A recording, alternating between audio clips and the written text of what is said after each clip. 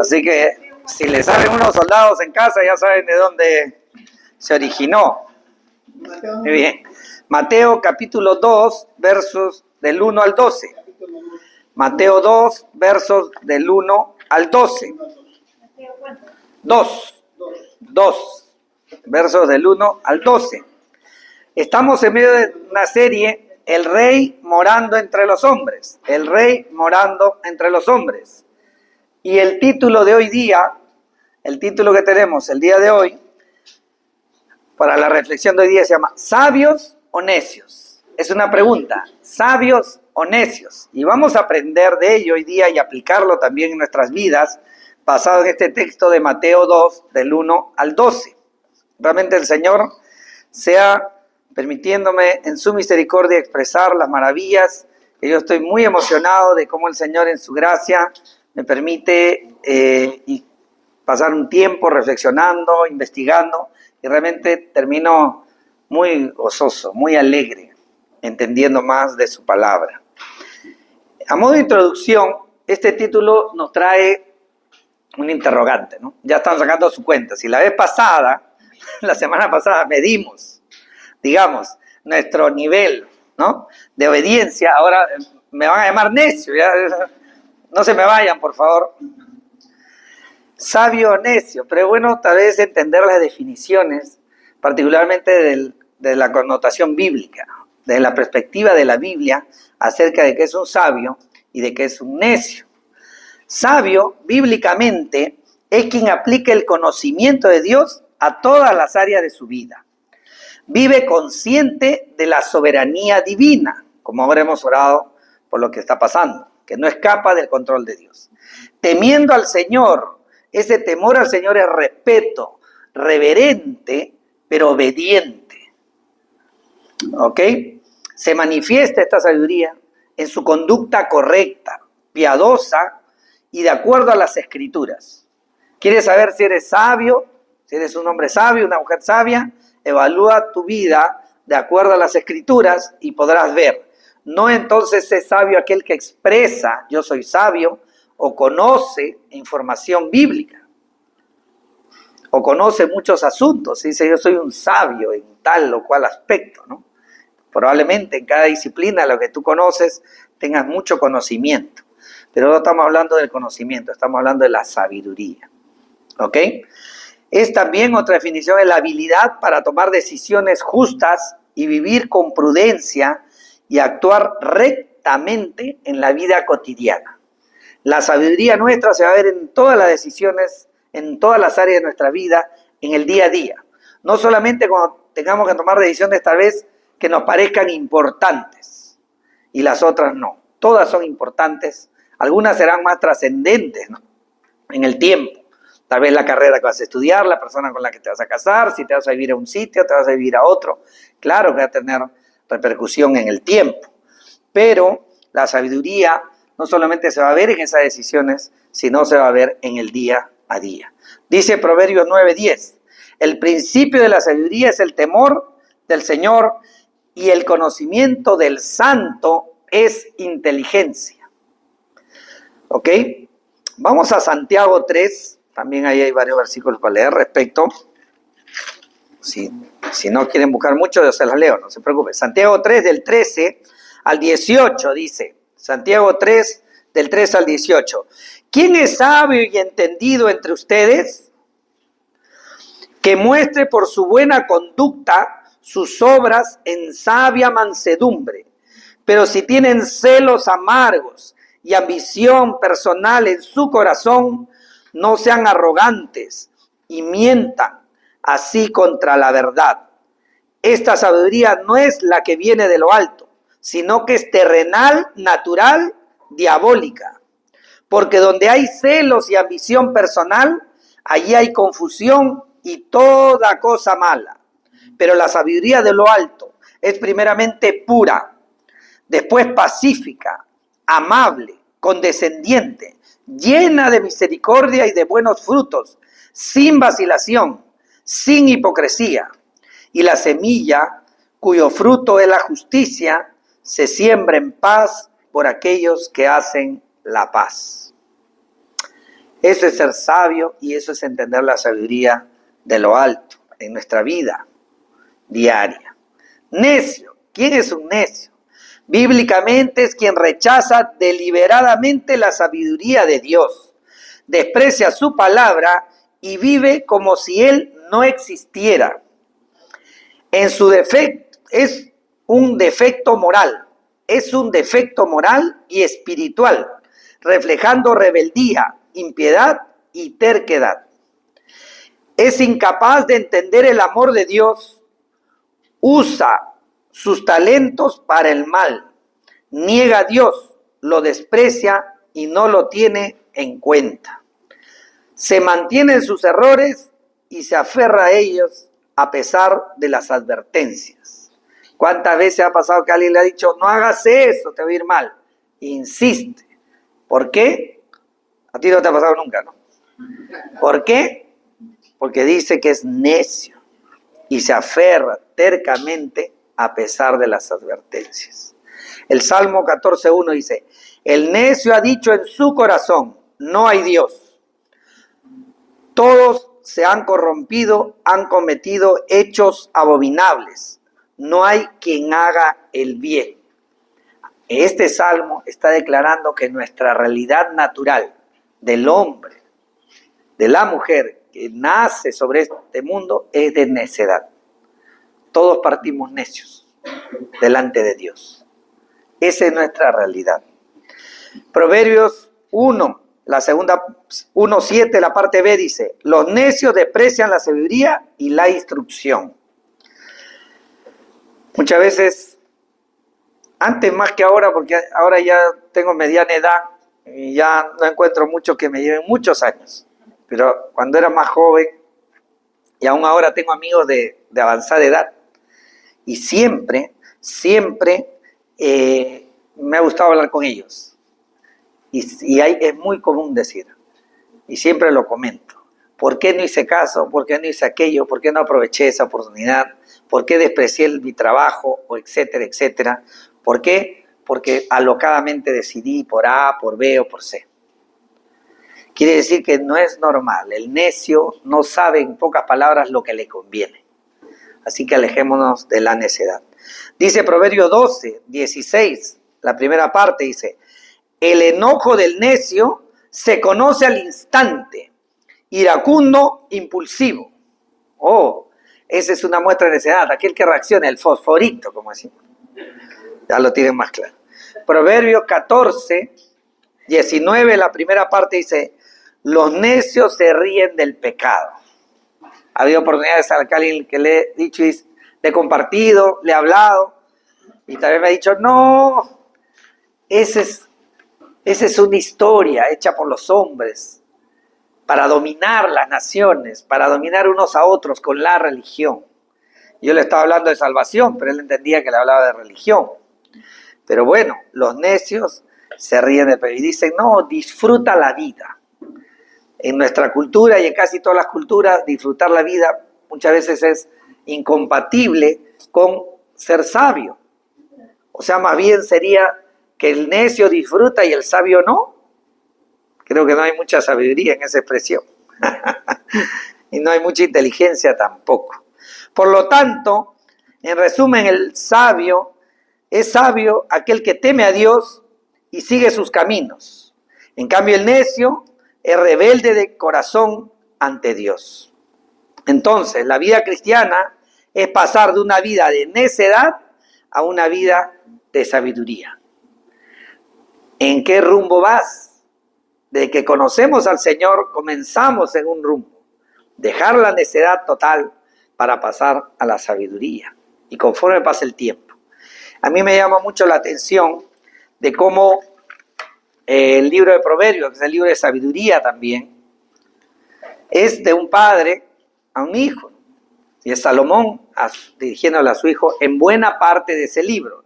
Acá hay muchos que son estudiosos de la palabra y hay que aclarar algunas cosas porque conocen. Entonces me puede decir, no, que encima queda grabado. Pero en buena parte es lo que Salomón quería para sus hijos. Y acá hay varios que son padres y madres. Y justo hablaba con un padre que sabiamente ha estado compartiendo la palabra en su casa esta semana, que está acá, que no lo miro, que abre el libro de Proverbios en su casa. Y hubo ocasión de conversar con él.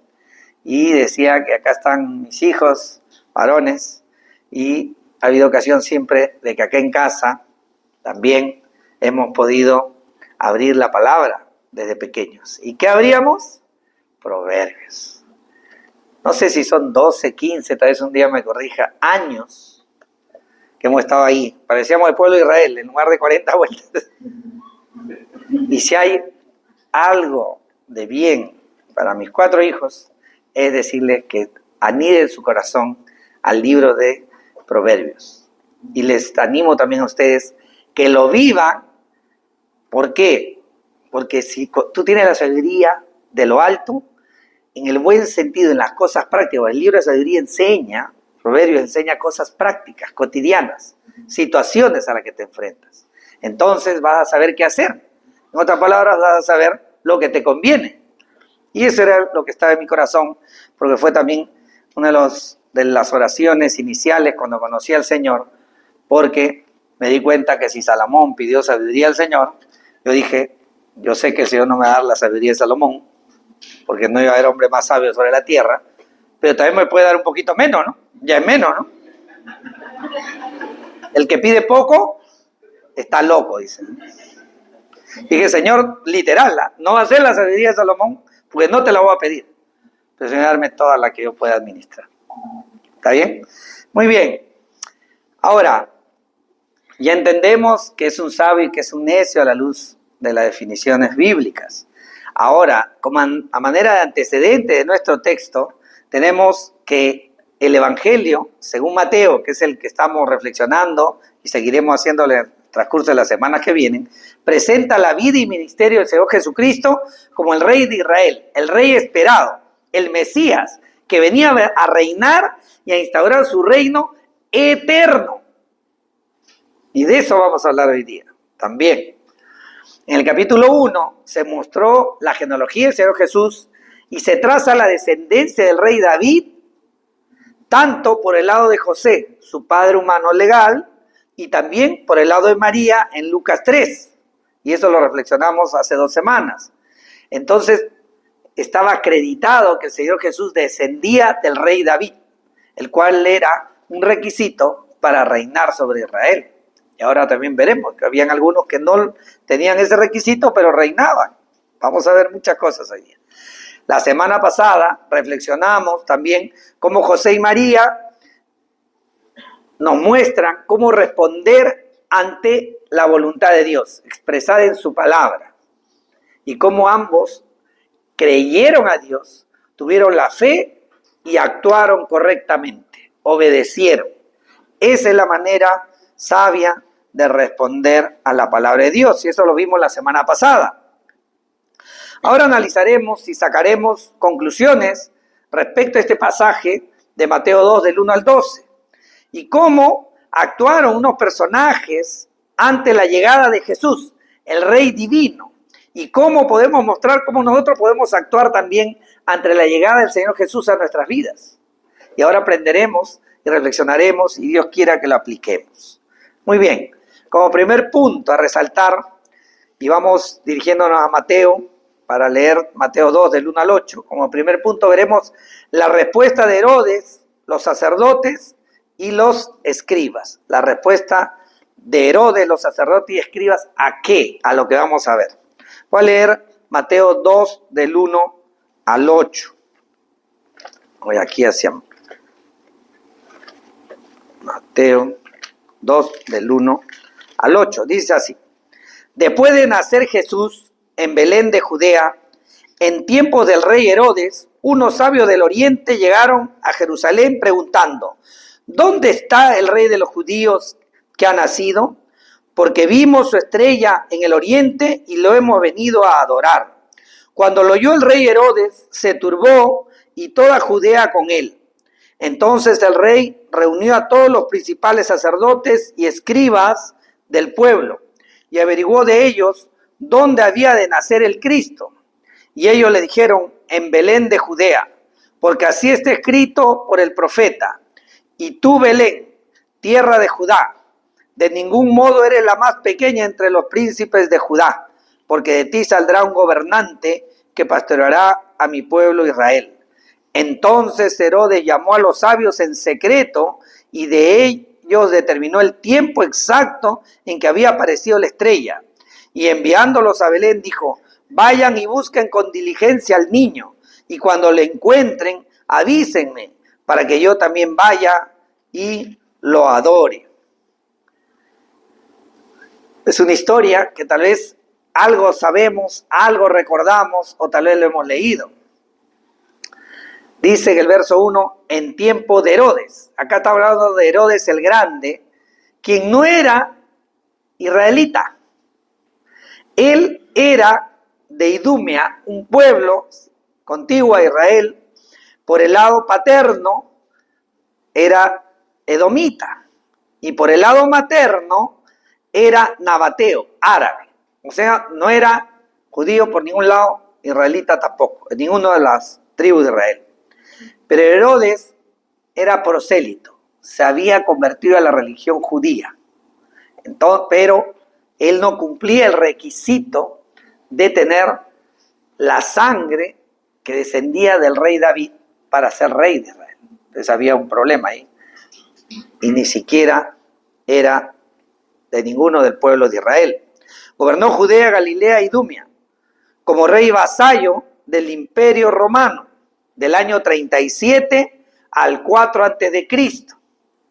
Y solo como anotación, quiere decir que el Señor Jesús nació más o menos el 6 a.C. La gente ha sacado mal la cuenta.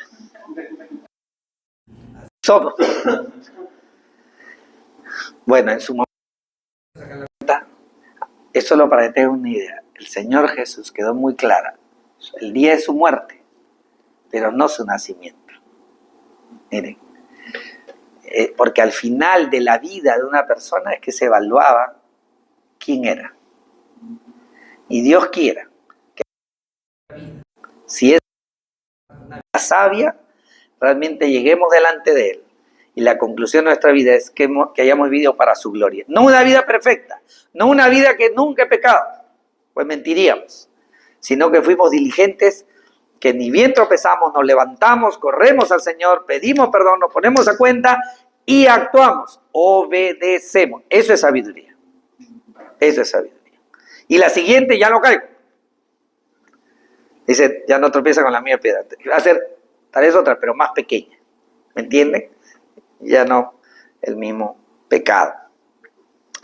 Este rey, solo a modo de dato también, cuando muere, después el reino se divide en 3 partes de sus hijos. Por eso de Herodes vamos a estar escuchando, ¿no? De Herodes Arquelao, Antipas y Filipo. Pero bueno, ese es como solo un dato. Y en el verso 1 y 2 habla de los sabios del oriente. Y dice que los sabios dijeron, hemos visto su estrella. Hemos visto su estrella. Y hemos venido a adorar al rey de los judíos. Miren, hemos venido a adorar al rey de los judíos y hemos visto su estrella. O sea, quiere decir que ellos no eran del pueblo judío. Venían de otro lado. ¿Ok? Estos sabios del oriente, que ahora vamos a saber un poquito más de ellos, muy posiblemente venían de Persia. No lo dice el texto, pero por la localización donde venían. Otros dicen, en menor número, los investigadores, que eran de Ur de los Caldeos. Y venían a adorar a un rey muy importante para que trascienda al pueblo de Israel y tenga que tener injerencia, impacto, hasta su propio pueblo. Si no, no tenía por qué venir a adorar. ¿Me entienden? ¿Cómo voy a venir a adorar a alguien que no es mi rey? No tiene mucho sentido. Ahora vamos a entender algo más de eso. Pues yo me empecé a preguntar, y muchas veces cuando alguien lee los textos bíblicos y no investiga, no busca de corazón al Señor, o no pueden entrar dudas, o puede aparecer alguien y decir, pero eso parece un cuento de hadas, de Reyes Magos, y de cosas que no tienen sustento histórico, pero ahora nos vamos a sorprender. Muy bien. no indica el texto cuántos reyes eran. Así que eso que afirman por ahí que eran 3, no es cierto, no lo dice el texto. Ustedes tienen otra fuente. Ni mencionan sus nombres tampoco, nada de Melchor, Gaspar, Baltasar, ni nada. Ni dice tampoco exactamente de dónde eran, pero eran hombres prominentes. En varios reinos de esa época, los que eran considerados sabios o magos eran gente muy importante, de mucha influencia económica y política, y estaba alrededor de los reyes. Y es más, estos personajes de gran importancia en varios reinos, en varias comunidades del Oriente, eran consultados en una serie de disciplinas, y por ejemplo en Persia, se reunían todos los sabios y entre ellos elegían a su rey. O sea, no era cualquiera, que quede claro. Y estos expertos eran expertos en varios asuntos, en particular en astronomía y astrología, que en ese tiempo estaban mezclados. O sea, había conocimiento realmente real del movimiento físico de los astros, pero también ellos tenían lo que es la astrología, o sea, la superstición. Por eso también se le llamaba los magos. ¿Se dan cuenta? Eran como los magos en tiempo de Daniel, ante la corte. ¿Ok? Y Daniel también tenía revelación de parte del Señor de los sueños, entonces también ellos tenían ese aspecto, pero no quedaba ahí. También eran expertos en agricultura, y la agricultura es muy importante, pues la agricultura tenía que ver cuándo cosechar, cuándo no, y eso tenía que ver mucho, por ejemplo, cuando aparece el sol, como la lluvia, etcétera, etcétera, etcétera. Pero no quedaba ahí tampoco. Eran expertos en matemáticas. No sé cuánto ha visto el libro de Baldor. ¿Se acuerda ahí con su turbante? Ya. Muy bien. Así que si alguien tiene una pregunta de matemática o podía ir donde uno de estos sabios, magos, porque eran muy, muy expertos en las matemáticas.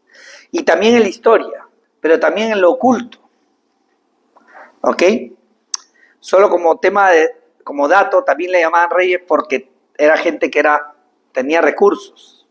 Por eso es que ha habido esa confusión.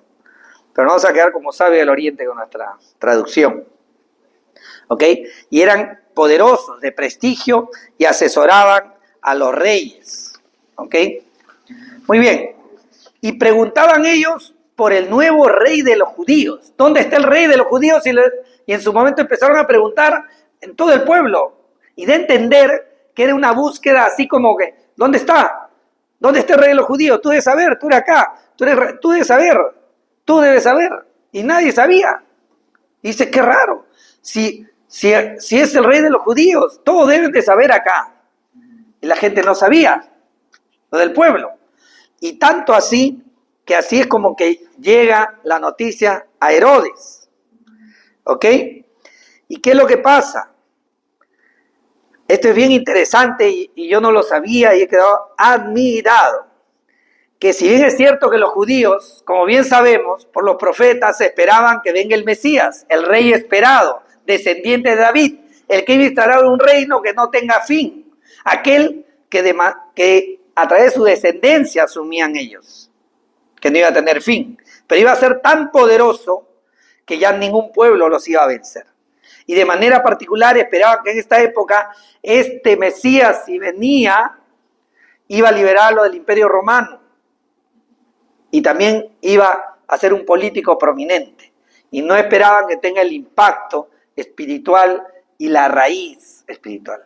Y eso para que entendamos que el tema espiritual, que es trascendente inclusive a nuestro día a día y a nuestra existencia en la tierra, tiene mayor importancia que todo asunto al cual nos dediquemos.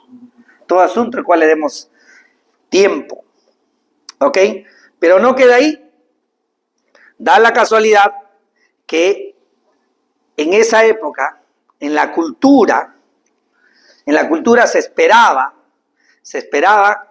un reinado que decían que iba a salir de Judea, que iba a ser de tal impacto que no solamente lo esperaban los israelitas, los judíos, sino también era una noticia que fue corriendo, no después de los judíos, no sabemos cómo, pero una realidad cultural en esa época. Eso yo no lo sabía, de que la gente esperaba, es como decir ahora, ¿no?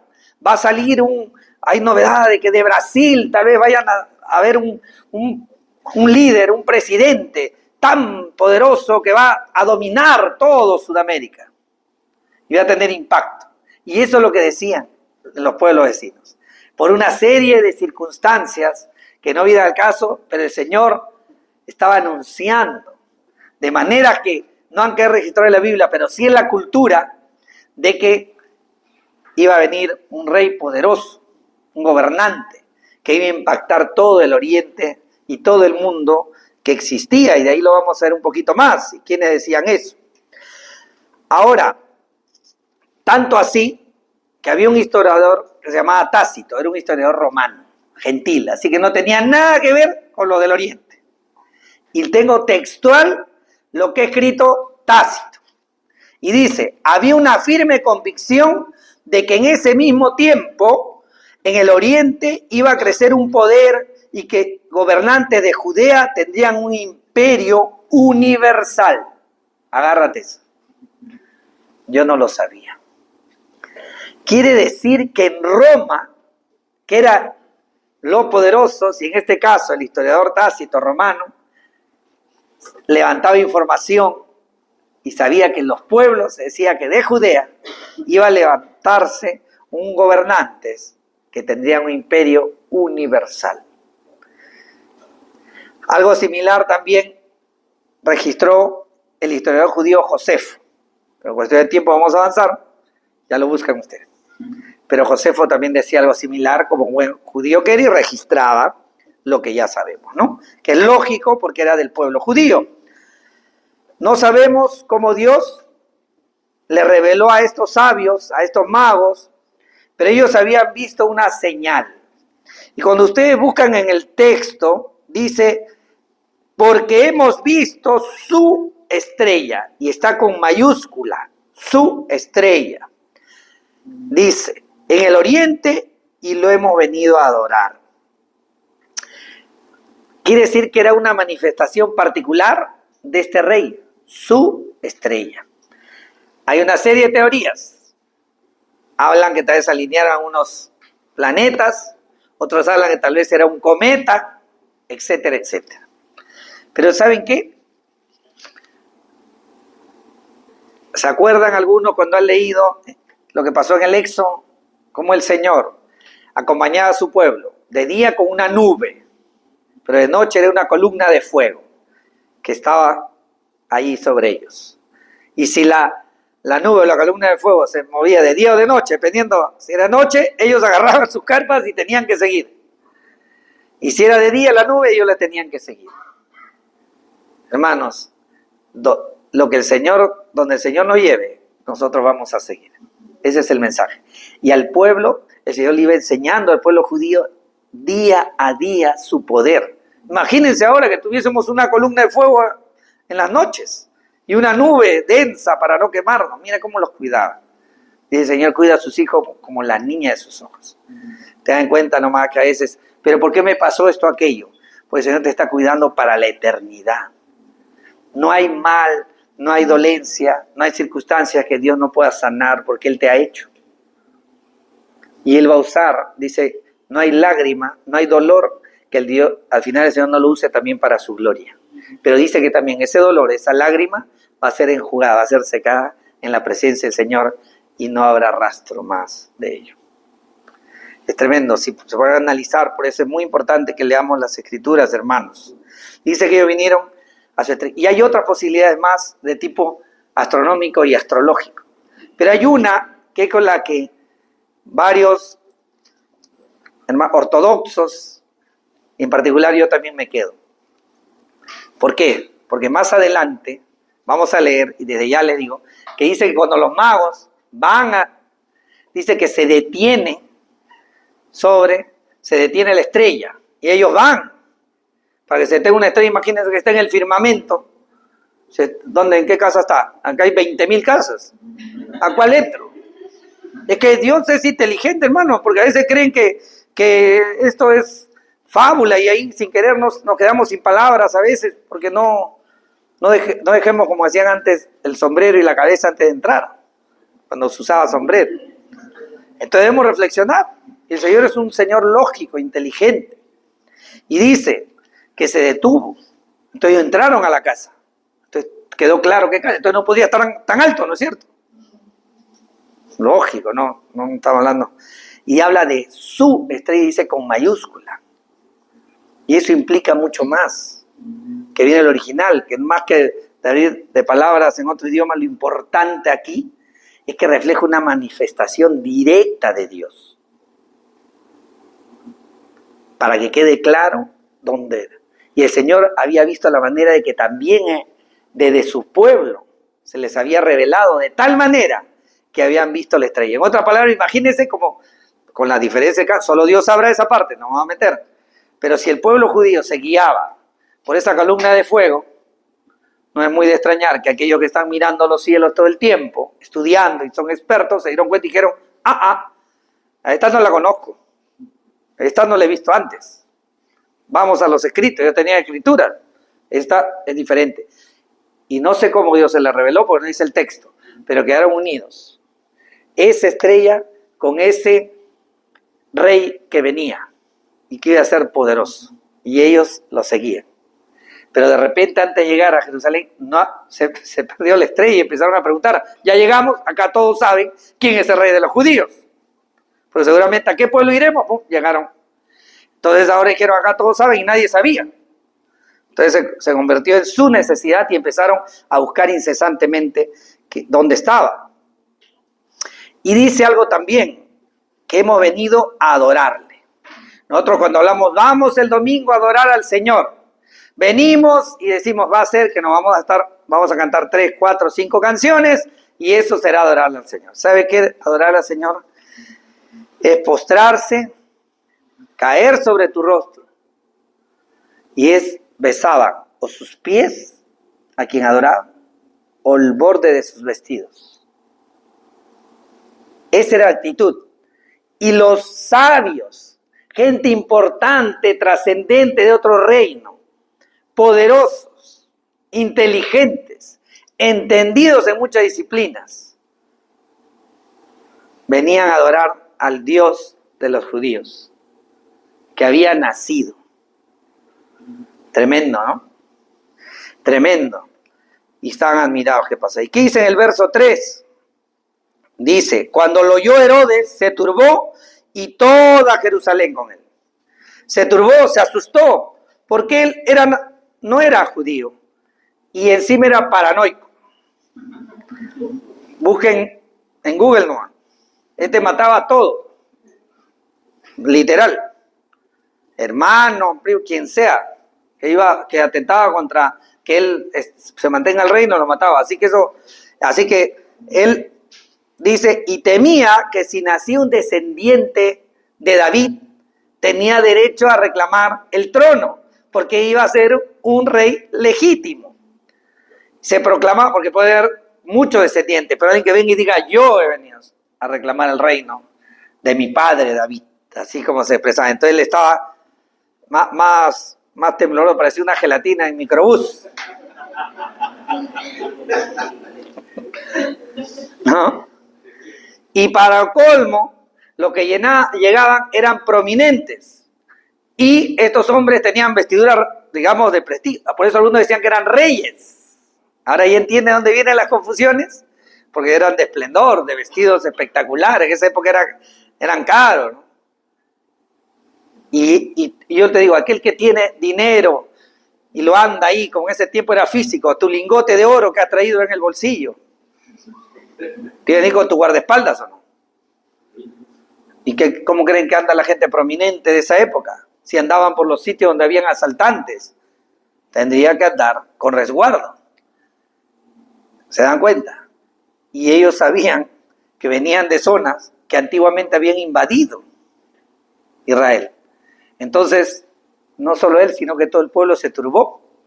Acá estos te vienen a inspeccionar, a hacer qué cosas y tal vez después nos invaden. Y así, ¿y por qué no Herodes, que era tan agresivo, de frente no los apresó, los torturó? ¿Por qué no hizo eso? Porque era así, necio, ¿no? Fosforito. Porque él no andaba tenían esto a la manera de defenderse. Y también a él entró el interrogante y dijo, ¿qué? Hay un rey y estos son sabios, eran entendidos. Ellos saben, ellos lo van a descubrir. Herodes era conocido por inteligente, era también constructor, pero era paranoico. Y el pueblo de Israel estaba asustado no solamente por la presencia de estos hombres importantes, sino también porque temían a Herodes el Grande. Porque Herodes el Grande no solamente en su momento había ganado luchas, sino que también era un rey malvado. Que si le cortaba la cabeza a sus parientes, ¿qué iba a hacer con el pueblo si alguien decía, acá está el rey y vamos a levantar un reino? Imagínense, la gente tenía miedo. Otra gelatina más. ¿Ok? Así que había una inminente preocupación. En el verso del 4 al 6, ya lo hemos leído, que lo que hace, Herodes reúne, dice, a los principales sacerdotes y escribas. Herodes no era judío, pero conocía bien las creencias judías porque era prosélito. ¿Se dan cuenta? Y posiblemente dice que relacionó la llegada del rey de los judíos con el impacto que decían estos mismos sabios del oriente, magos, decían esto, el rey que decían que dicen todos los pueblos alrededor que iba a salir de Judea, ese es el que venimos a adorar. Entonces dijo, ¿qué? Entonces este puede ser el Mesías. Entonces, ¿qué se espera que alguien sea un religioso? El Mesías llegó. Vamos, yo como rey, pueblo, todos vamos a buscar al Mesías. Tal vez ha llegado. Nones. Ahora dijo, a mí me importa solo mi poder, solo mi posición. Y lo que él estaba pensando era más bien, si le encuentran, terminar con él. ¿Ok? Así que eso fue la visión de Herodes y del pueblo.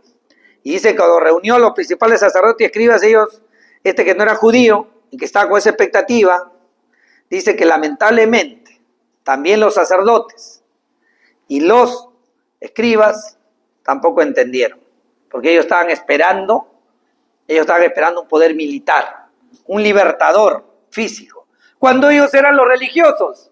Ellos los que tenían las escrituras, o sea, tenían la Biblia en su mano como tú la tienes, pero si no ellos estaban peor que tú tal vez, porque la habían leído toda. En este sentido, ¿no? Mejores que la conocían, peores que habían endurecido su corazón. Y ese es uno de los peligros que nos puede pasar. Tengamos claro, ¿es bueno el conocimiento? Sí. La Biblia está llena de enseñanzas, qué bueno el conocimiento. Pero tú tienes que tener un conocimiento que sea real. Y si yo veo la palabra de Dios, Dios me dé fe para creerla y para aplicarla, para actuar. Porque si no hay una consecuencia, un acto concreto, fruto de fe y de creer, entonces solamente ahí sí viene el problema. Es un conocimiento. Y cuando alguien te diga algo, te va a decir, yo sé eso, yo sé eso, yo sé eso. Y que te diga eso va a decir, te gustaría decirlo, tal vez por respeto no te lo dice, pero te diría, vívelo, vívelo, vívelo, vívelo, pues, ¿no? Si es que lo sabes. Y esa es nuestra lucha, que cuando conocemos, a veces no lo aplicamos. Y es porque no creemos por falta de fe. Y eso fue el tema de la semana pasada, así que si no lo has escuchado, pide el video, ahí está en el chat. Muy bien, los principales sacerdotes en su mayoría eran saduceos, ya hemos hablado antes en la serie anterior de eso, pero tenían un comportamiento corrupto y más tenían una visión política religiosa y estuvieron, como vamos a ver a lo largo de todo el libro de Mateo, que estuvieron siempre opuestos al ministerio de la vida del Señor Jesucristo. Así fue el comportamiento de los sacerdotes. Los escribas en su mayoría eran fariseos, considerados las autoridades sobre la ley judía, y eran los referentes en su interpretación. Y como respuesta por la consulta de Herodes, le llevan a Miqueas 5:2, que dice, pero tú, Belén Efrata, aunque eres pequeña entre las familias de Judá, de ti saldrá el que ha de ser gobernante en Israel, y sus orígenes son de tiempos antiguos, desde los días de la eternidad. ¿Se están viendo que no hablan de cualquier rey? Lo voy a repetir. Pero tú, Belén Efrata, aunque eres pequeña entre la familia de Judá, de ti saldrá el que ha de ser gobernante en Israel, y sus orígenes son desde tiempos antiguos. Ahí puedes decir, bueno, David, tal vez, qué sé yo, desde los días de la eternidad. Ya no, este es un reinado divino. Eso decía Miqueas. Ahora, si tú eres muy... Lo que yo quiero traerles luz y no confusión, ¿no? Aquí en Mateo, miren lo que dice. Y tú, Belén, tierra de Judá, de ningún modo eres la más pequeña entre los príncipes de Judea. Pero en Miqueas dice que era pequeña, aunque eres pequeña entre las familias. Entonces, ¿qué pasa? Es bueno entender cómo también se escribe la literatura. Si tú vas y escribes, ves un periódico, tiene una manera de escribir. Un poema tiene otra manera de escribir, un dato histórico.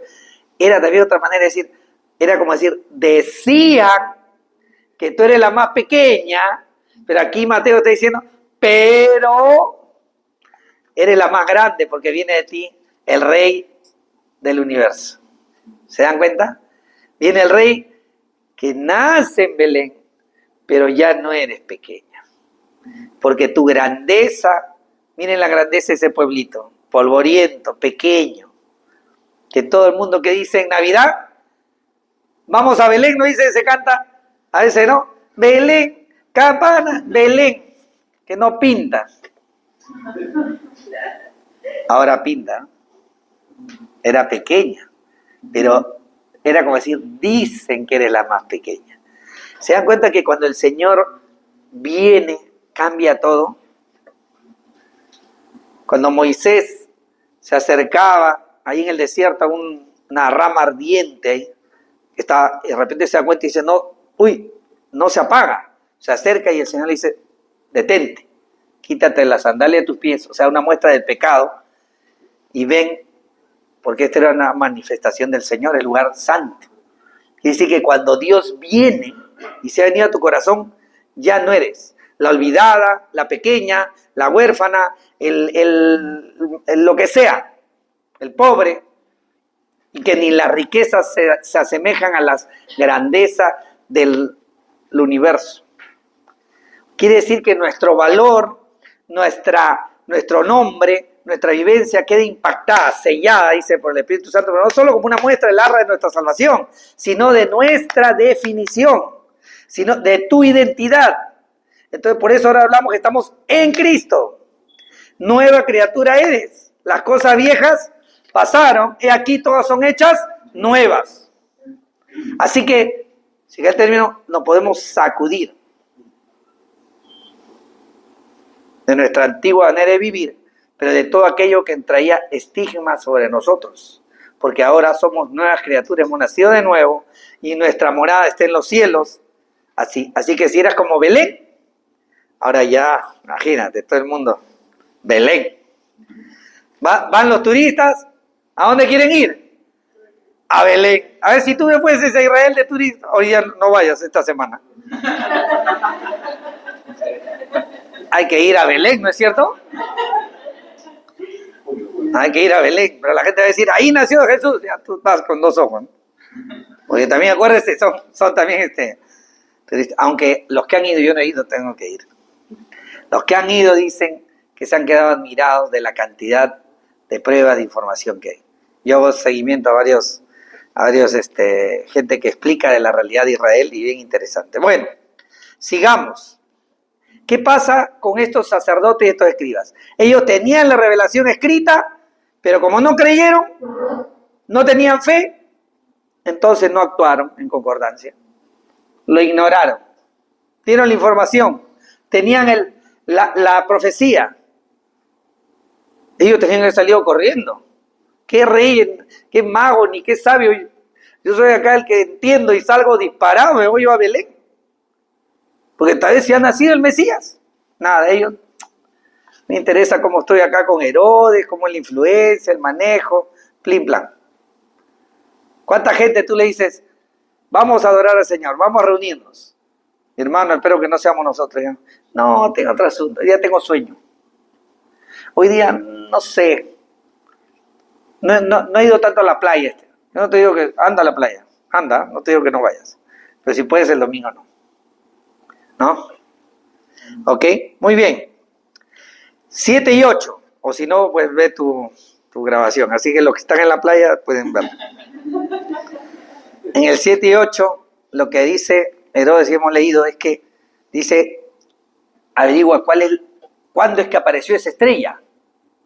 ¿Cuándo apareció la estrella? Era lo que quería decir en otras palabras. Síguelo ahí, mira, si gusta lo leemos, mira. Dice en el 7 y 8, entonces Herodes llamó a los sabios en secreto, no quería que se corra la voz, porque sabía que iba contra él, y de ellos determinó el tiempo exacto en que había aparecido la estrella. ¿Cuándo apareció? ¿Estás en tu pueblo? ¿Cuándo fue? Tal fecha. Ajá. Saco mi cuenta. Entonces, si apareció la estrella, si era el Mesías, nació ahí. Estrella, nacimiento. Empezó a sacar esa cuenta. ¿No te digo que era inteligente? Y enviándolos a Belén, porque ya los sacerdotes y los escribas le habían dado el dato, anda a Belén. Y si fuese fácil encontrar, fuese una estrella donde todos lo podían ver. Dice, ¿qué banda? Yo voy ahorita y con mi espada y yo mismo lo mato. Pero en Belén hay muchas casas. ¿Se dan cuenta?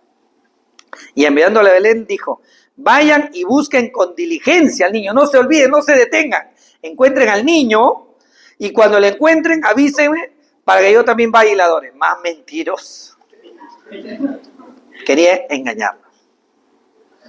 ¿Se dan cuenta? Y más que quería saber no dónde estaba, sino quería saber cuándo para sacar la cuenta, y si lo ubicas, entonces yo ahí ya ahora sí voy a lo seguro, ¿no? Y quiero ir yo también quiero ir, dice, para adorarle. Ese era Herodes. De Herodes podíamos esperar de todo, ¿no? Muy bien, y también ya vemos que lo que dijeron, la indiferencia. Dios nos libre a nosotros que conocemos la palabra de la indiferencia. ¿Y sabe dónde comienza la indiferencia? Déjame que te lo diga, hermano. Que cuando escuchamos la verdad de Dios y nos muestra acerca de un asunto de nuestra vida, nosotros decimos, sí, pero es que mi caso es diferente. Es que, ay, si supieras mi dolor, si vieras, Dios no va a poder. Le vas a decir al creador del universo que no puede sanar tu corazón. Le vas a decir que no puede con tu caso. ¿No te das cuenta que no tiene mucho sentido? Entonces ya no es el todopoderoso, pues. Ya no es el que todo lo sabe, ni que puede transformar tu corazón. Te das cuenta que en ese momento agarras y haces al Señor nuestro Dios pequeñito. Esto le doy mucho respeto. ¿Sabes lo que pasa después cuando un Dios es pequeñito? Te haces una imagen y lo pones ahí. Y ya lo administras. Es aniversario, Navidad, lo sacas. No. Con todo cariño, ese Dios no te resuelve nada. Seríamos ese Dios que no es real, como decía Pablo, seríamos dignos de conmiseración. Porque ahí sí yo te diría, estamos en el lugar equivocado hoy. Deberíamos estar en la playa. O no sé, durmiendo. O no sé, a mí me gustaría estar viendo las noticias de cómo va la guerra. Etcétera, etcétera, etcétera. Leyendo, no sé. Pero si somos conscientes, por eso en el chat siempre pongo, hoy es el día del Señor. Hoy es el día más importante de la semana. Y dentro del día más importante de la semana yo no niego que tú puedas adorar al Señor en tu casa, con tu familia y a solas también. Y ojalá lo hagamos todos los días delante del Señor, en lectura, oración y meditación.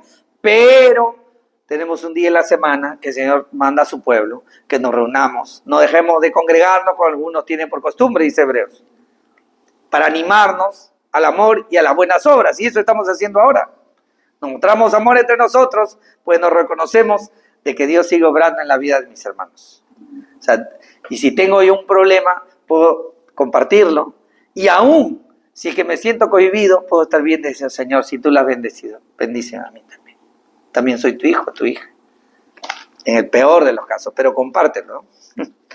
Muy bien, ¿cuál fue la respuesta de los sabios del Oriente? Y vamos corriendo un poquito. En Mateo 2, del 9 al 11, dice lo siguiente. Mateo 2, del 9 al 11, dice, después de oír al rey, los sabios se fueron y la estrella que habían visto en el Oriente volvió a aparecer. Iba delante de ellos, caminando, hasta que llegó y se detuvo sobre el lugar donde estaba el niño. Ya se entiende Parece que tiene sentido, ¿no? Que era una manifestación muy distinta, porque los astros siguen ahí. No aparecen y desaparecen. Aparece al otro día, ¿no? En la noche, sí, pero ¿entienden lo que quiero decirles? Cuando vieron la estrella, se regocijaron mucho con gran alegría, porque ya se detuvo. Ahí es, Belén se detuvo, allí vamos a entrar. Se regocijaron. Entrando en la casa, vieron al niño con su madre María. El 11, y postrándose, lo adoraron. Se tiraron al piso. Se tiraron al piso. Postrándose, buscaban besar sus pies de un niño de aproximadamente 1 año. Pero sabían que era el rey de los judíos, el rey que había venido a tener un reino que iba a trascender a todos los pueblos. Tremenda revelación que Dios le había dado a estos hombres que no tenían la palabra de Dios. Miren, y nosotros tenemos la palabra de Dios. Y dice, y abriendo sus tesoros, no le digo que tenían que andar con guardaespaldas, y abriendo sus tesoros le presentaron obsequios de oro, incienso y mirra, y habiendo sido advertidos por Dios en sueño, Dios se les reveló. Probablemente también se les reveló antes, solo no está escrito, no todo lo que pasó está escrito. Que no volvieran a Herodes, se fueron para su tierra por otro camino. No andaban perdidos. ¿Dónde está? Esta gente era muy inteligente, muy entendida. Y cuando Dios les reveló, no dijeron, ay, ¿qué Dios será? Nada, se dieron cuenta. Porque ellos entendían, se dan cuenta y vieron y dijo, acá está, Él es el rey de los judíos. Dios lo guió con una manifestación sobrenatural, a la cual llamaron la estrella, su estrella. Se regocijaron mucho, con gran alegría. Por eso es que hay que tener alegría en el día del Señor. Cada vez recordamos, Señor, nos presentamos ante su palabra, hay que tener alegría y gozo. Lo encontraron en una casa, ya era un pesebre. ¿Se dan cuenta? Y estiman los historiadores más o menos 1 año, más o menos. Se postraron y lo adoraron y le dieron sus regalos. Y en estos regalos se cumplen versículos que va a quedar grabado para que lo revisen, donde el Salmo 72:10 e Isaías 66 habla que los gentiles traerían sus riquezas al rey de Israel. Y qué locura es eso, que un gentil, alguien que no tiene nada que ver con el pueblo, ¿para qué va a tener que traerle? Y ahí se cumplió. Y dice, y bien importante esto, porque a veces está en nuestro corazón el dar. Hermanos, la adoración correcta precede a la ofrenda correcta. Era como la viuda, que la otra vez hablábamos, que la viuda, ¿qué hizo? Tenía la actitud de adoración correcta, no importó la cantidad. En cambio el fariseo tenía un montón.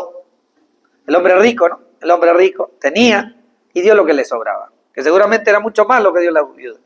Pero dice que regresó sin perdón. La viuda llegó limpia de sus pecados. ¿Se dan cuenta? Y también la adoración correcta precede al servicio correcto. Por eso nosotros siempre que hablamos de servicio en medio de la comunidad, hablamos de una comunión correcta con el Señor.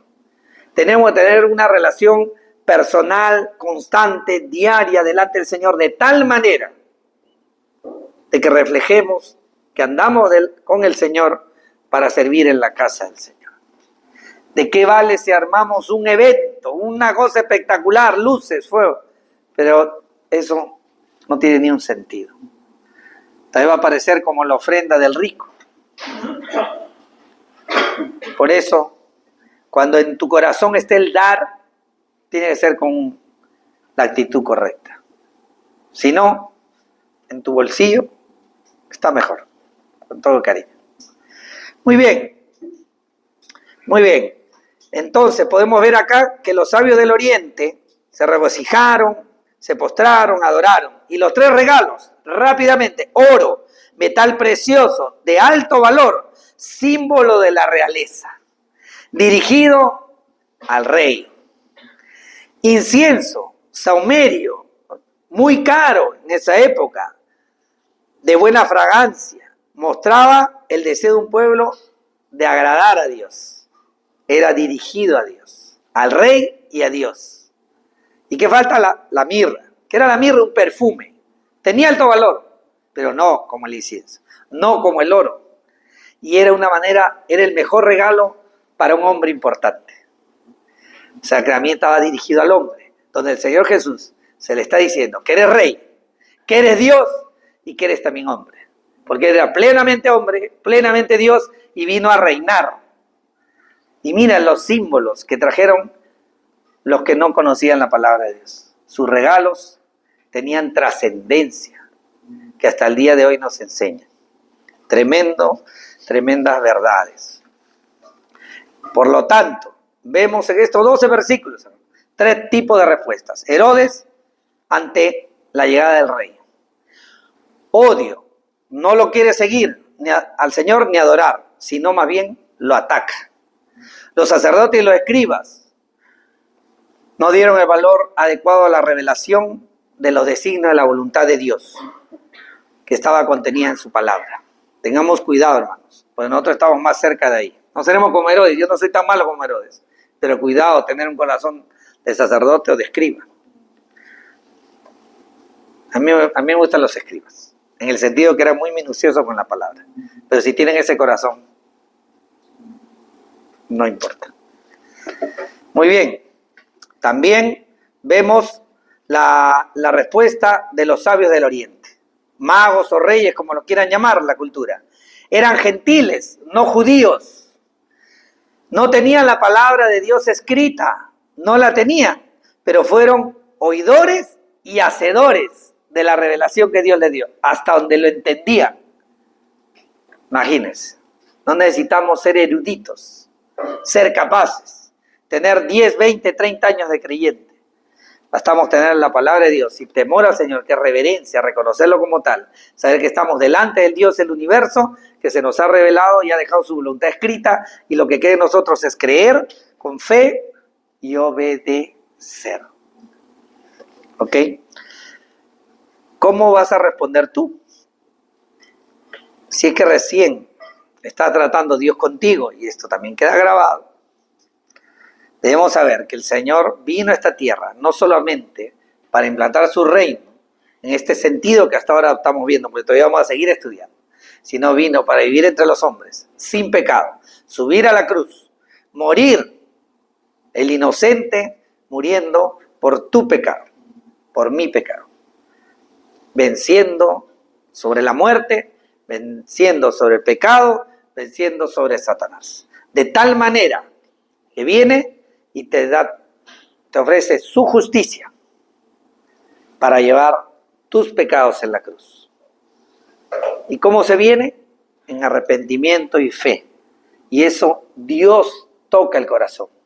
Esa fe, ese arrepentimiento Dios te permite tener.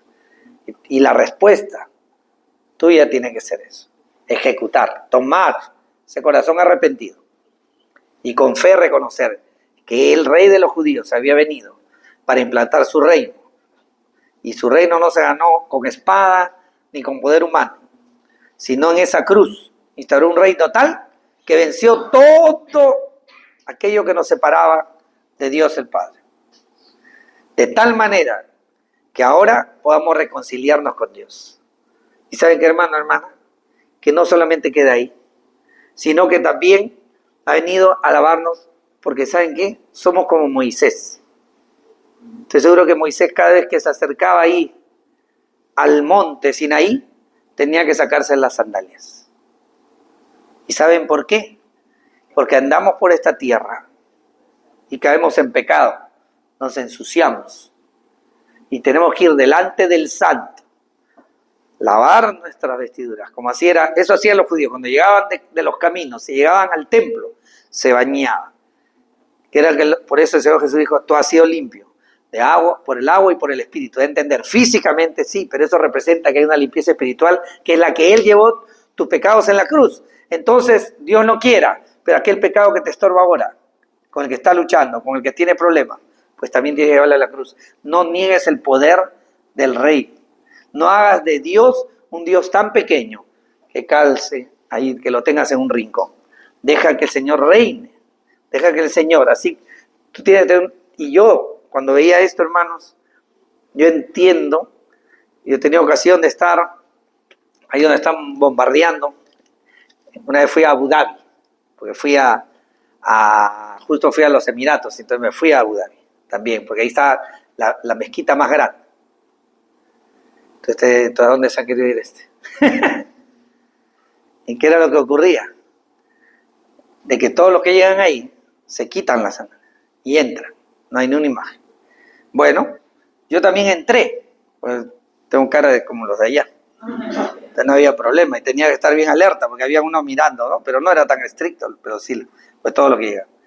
Y había unas alfombras y yo me postré ahí y oré al Señor. Perdón.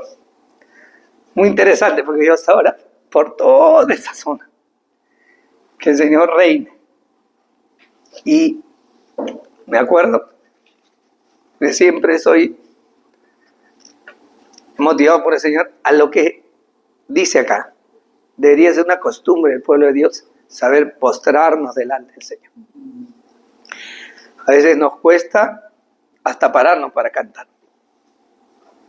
Deberíamos tener una actitud correcta. Por eso es que a veces cuando estás ahí a solas con el Señor, a veces yo lo he hecho en unas congregaciones y la verdad es que cuando me he puesto rodillas ahí, en el corazón el Señor me decía, póstrate. Mi corazón, si quieres, pues muchas veces cantamos, ¿no? Nos postramos delante de ti y estamos. Nuestro cuerpo muchas veces refleja de rodillas ahí el Señor.